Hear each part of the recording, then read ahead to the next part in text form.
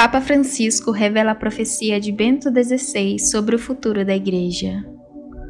No início de abril, durante a sua viagem apostólica a Malta, o Papa Francisco disse que Bento XVI foi um profeta, porque conseguiu imaginar como seria o futuro da Igreja e como os católicos deveriam ser. Uma revista italiana publicou um artigo no qual transcreve o discurso do Santo Padre em um encontro com jesuítas de Malta. Explicando o futuro da Igreja, o Papa Francisco disse: o Papa Bento XVI foi um profeta desta Igreja do futuro.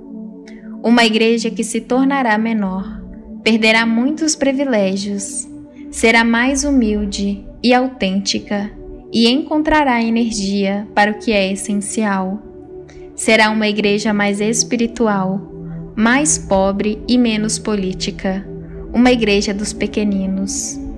Como bispo, Bento disse: preparemo-nos para ser uma Igreja menor. Esta é uma das suas percepções mais profundas. Ao que o Papa Francisco estava se referindo. Aparentemente, Bento XVI expressou suas profecias sobre o futuro da Igreja em uma transmissão de rádio na Alemanha em 1969. Naquela ocasião ele disse: da crise de hoje surgirá a Igreja de amanhã. Uma Igreja que perdeu muito, ficará pequena e terá que recomeçar mais ou menos do início. À medida que o número de seus adeptos diminui, perderá muitos de seus privilégios sociais. Ao contrário de uma época anterior, ela será vista muito mais como uma sociedade voluntária, na qual se entra apenas por livre escolha. Como uma pequena sociedade, exigirá muito mais da iniciativa de seus membros individualmente. Sobre o futuro da Igreja.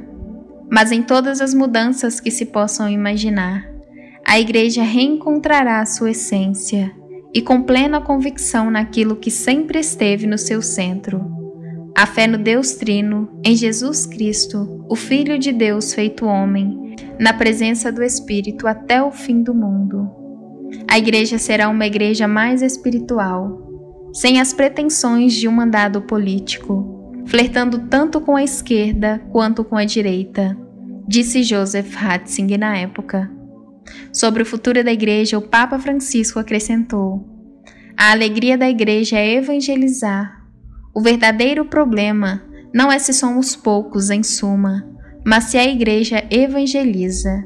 E essa é a necessidade de hoje, a vocação da Igreja de hoje.